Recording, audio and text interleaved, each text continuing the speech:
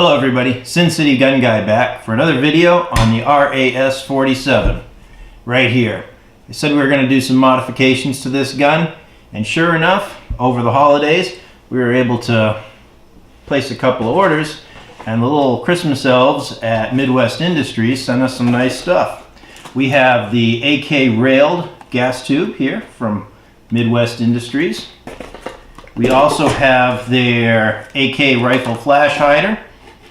This is the one with the impact device on it.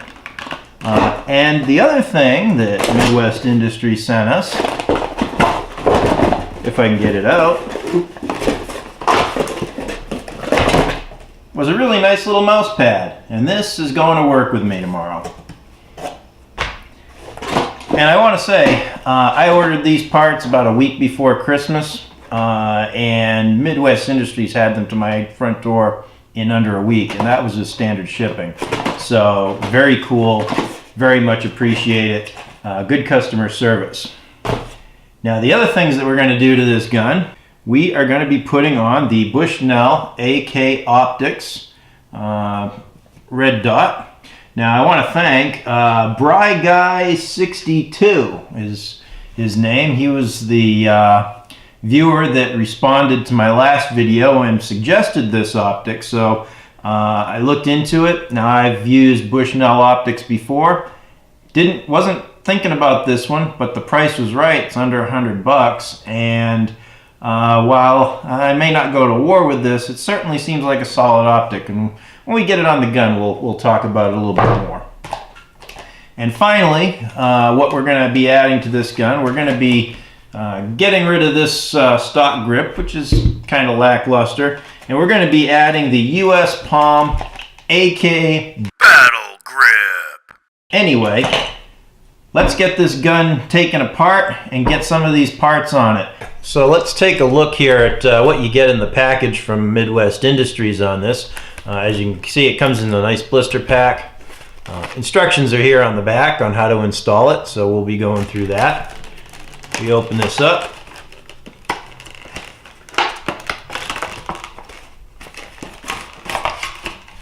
Put that over there.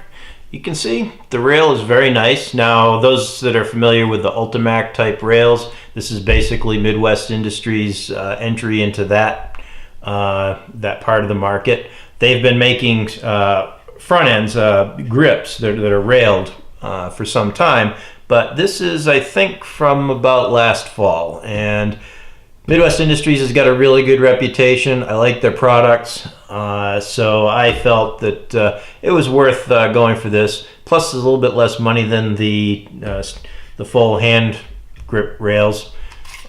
It comes with a little tube of Loctite and some set screws there, but you can see the machining is nice, the finish is nice. So let's get this gun apart and we'll get started. Just a little update while I'm taking the gun apart. On the gun itself, we're up to about 700-ish rounds through it. Not quite up to 1,000 yet. Once we get this thing installed, we're going to get it out to the range, get it sighted in. We'll do some accuracy testing with the optic on it, and we'll see how it goes.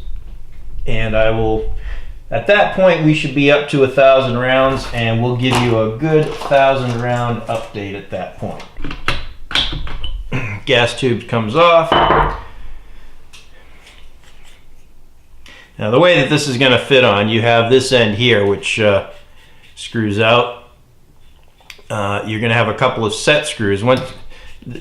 So this part is going to mate up against the gas block, and then you're going to adjust it out till it fits properly. You can adjust on the back here so that it's level. So what you need to do is you need to level the gun, and then you need to drop this on and level it. And then you'll have a couple of set screws that go in here to keep this nut from backing off. And it's going to basically just drop in like that. Now I can already see that this is not quite going to fit. We're going to need to take this bottom grip off, because the wood is just thick enough here that it won't drop down, because this should drop down freely, but the stock itself, the grip, is going to get in the way. So this means that we're going to have to take Mr. Chisel to the lower grip. I'm not going to put that on film. I don't think you need to see me whittling. So let's get that done, and we'll be right back and finish this installation. What I had to do was I had to chisel out about 2/3 of an inch on either side there, cut it back, and want to make sure that I could access the set screws from the outside. So I opened that up a bit. I'm not so, I mean, my woodworking skills are not all that particularly special. I'm sure that Holland & Holland isn't going to see this installation and call me up and ask me to make stocks for them. But this should suffice, and like I said, this wood's that comes on the Century Arms is kind of a soft wood. I expect that I'm going to be replacing this at some point anyway with the Magpul front grip. So this will suffice for now, and let's get this installation done.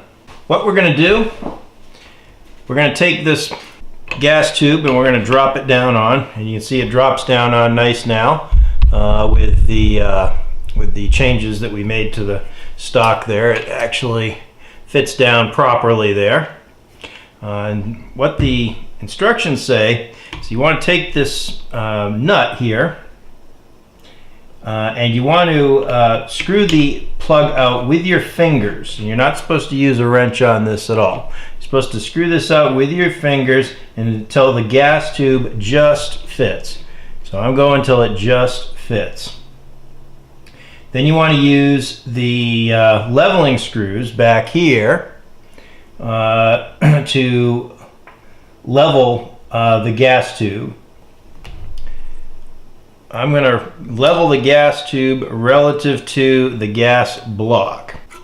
And then I'm also going to level it side to side, so I'll use the receiver for that. And this is actually right on. So once you've done that, once you've leveled this, once you dry fit it, you want to back off the leveling screws and put a drop of thread locker on there and put them back in. So I'm going to do that right now. So we'll get our thread locker and we're going to back these out. And we're going to try to grab this screw and not make a mess. You know, you do enough of these installations with these companies and you wind up with all these tiny little bottles of thread locker. Because you don't need nearly what they give you in the bottle. But right, let's grab the other one here. Now, if you're not actually chiseling on your stock, this installation looks like it should go pretty quick. There's not a whole lot to it. Again, I don't do these projects in my shop because I don't have good lighting, a good way to film in my work area. So it's a little bit awkward for me to do this stuff, but hopefully it's good information and hopefully you guys enjoy it. All right, that's pretty good.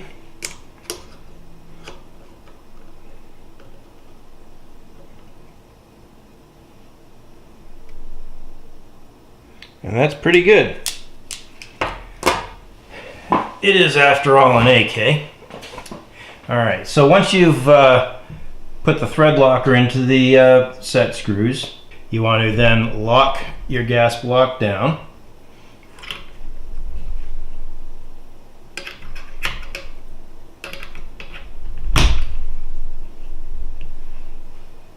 And this should be solid. And this is definitely solid. And now you want to just install the two set screws here and here, and that's going to keep this from backing off at all. So let's get those little set screws. And they're in the tiniest little blister pack, and my fat fingers don't want to operate it.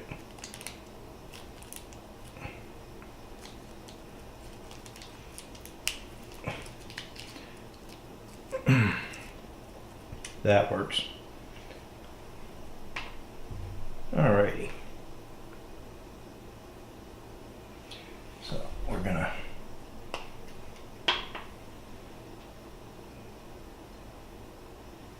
again drop a little bit of thread locker onto each one of these. Just give everything one last little go over before we snug them in real good. So that guy's in there. And these guys are in there. And this gas block is not going anywhere. All right, we're gonna get the rest of the parts onto this gun and we're gonna take a look at it. Okay, we're back and everything's installed. And so the next step is gonna be to get this gun out and shoot it. But before we end this video, I just wanted to go over the parts that we've installed on this, other than the rail. We have the Midwest Industries muzzle brake on there. I like it. It's not too heavy. It's not too big. I'm not somebody who likes a lot of weight and extra length and everything on a muzzle brake. I don't think it's necessary. We've got the AK optic from Bushnell, and you know, I've used their optics on 22s before, other guns. I haven't used one of their optics on a center fire rifle, so it'll be nice to see how it holds up. Of course, it's also going to be dealing with a fair amount of heat coming off of this this gas block here, or this gas tube. So we're going to see how it holds up. Now, what I can say, taking it out of the package, it looks pretty robust. It seems like good heavy aluminum housing. So again, we'll report it.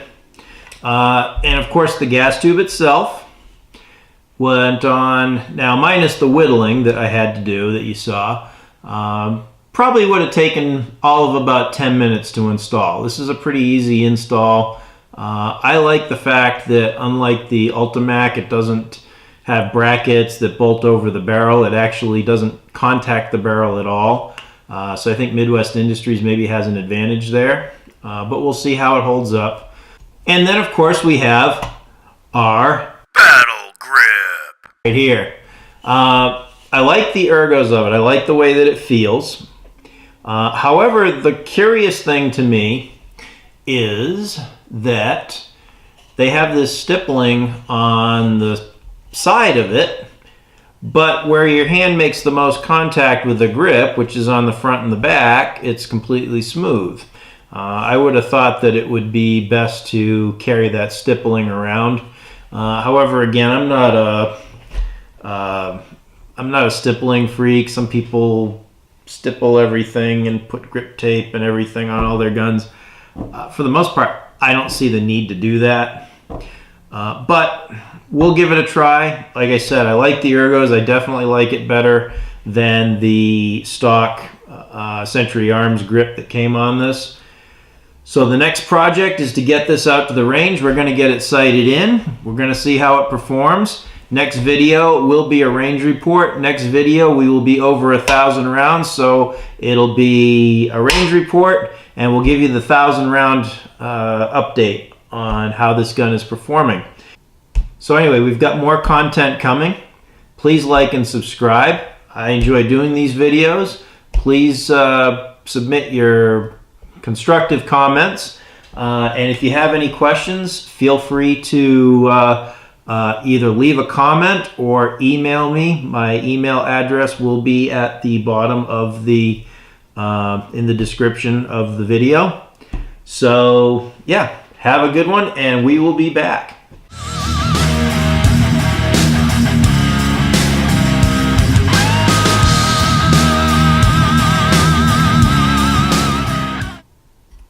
Yeah, what am I saying?